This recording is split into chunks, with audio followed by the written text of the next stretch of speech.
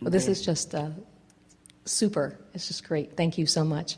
I had a question, and then when you were speaking with Seth, the last person in the chair, when you mentioned if we could find, that core grid, the foundational grid that we had before we came into this experience, and you spoke about those words, and then you said if we can find the vibrational essence of that and practice it, then it's sort of like floodgates and wonderful floodgates in the sense of perfect timing and abundance. So I'd like to find out more about vibrational essence and how to tap into that and how to practice that. The analogy that we've offered most successfully for most years, although it's just an analogy and hard to get your thoughts around what to do, but we're going to start there. Imagine a cork bobbing on the surface of the water, and let's call that tuned in, tapped in, turned on. Let's call that in vibrational alignment with who you are. Cork bobbing on the surface of the water. You can hold that cork under the water, and let's call that negative emotion or resistance.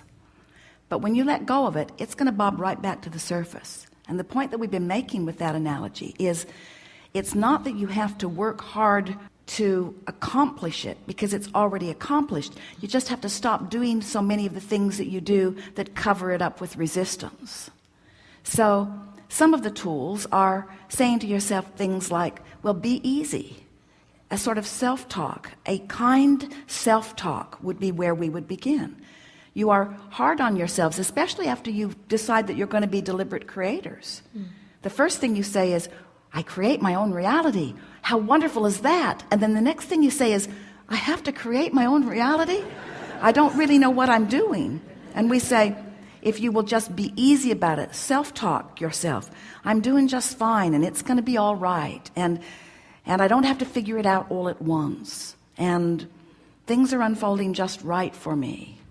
And one day at a time is a big one that people are using all over the world, or one step at a time. Or wouldn't it be nice if, in the Ask book, there are 22 processes in the back of it. Every one of them designed for exactly what you're talking about here. Every process from the first to the last is about reducing resistance. And if we were to take, and perhaps we will, it might be a good thing for a new journal or a new book. Take all of these processes and now apply them to the grid.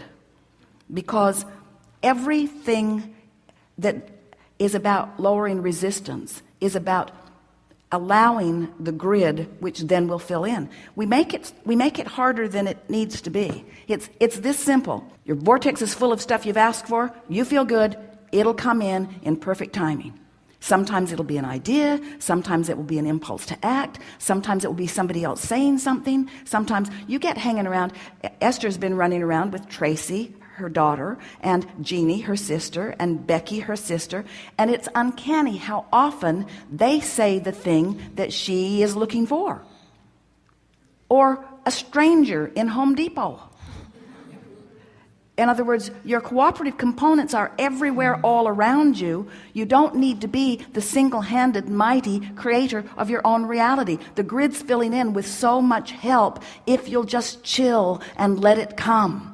But in your determination to get it right, in your determination to be good, in your determination to dot every I and cross every T, in your determination, and this is the big one, in your determination to find approval from those onlookers who are viewing you, you make it harder than it needs to be.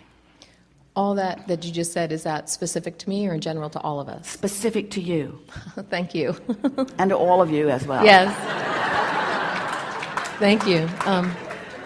I had the questions I had come with were about beliefs. You'd mentioned, I'm sorry. Beliefs just a thought you keep thinking. Yes, and I was it's a grid now, it's a grid now, it's a grid now, it's a spewing now, it's a spewing now.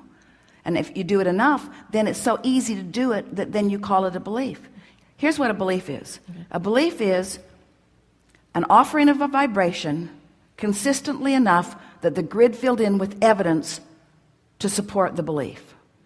But you created the grid. Right. And you maintained the vibration. Right. So it only filled in with things that matched you. So you could pretty much believe anything, Yes. and the grid would fill in with evidence, no matter how preposterous it might be. Yes. And you'd said in the Orlando seminar recently two things. One, that it would be helpful if we could be flexible in our beliefs, and the other, that if we would turn our attention to the beliefs that serve us, and then the ones that don't serve us would dissipate. Well, by flexible, that's exactly what we mean. Don't be locked into them. Just because you have past evidence of grid filling in doesn't mean anything more than your grid filled in with what you had going on. If you can hear that, then you are unlimited. But it's so interesting to listen to most conversations as you express your opinion, in most cases, your hard-earned opinion. And if we could convince you of one thing today that would really serve you, it's that your hard-earned opinion has become your point of attraction, and that grid's filling in with more evidence of it. So your opinion is just your self-fulfilling prophecy. So if you want to be opinionated and you can't help it, opinionate on things you want. Okay. That's very helpful. Opinionate on things you want. Probably a better word for it. Well, But do it. it's because I like that very much. Good. And I have more, but I'm very satisfied with those answers. Thank you so much. Yes, indeed. Thank you.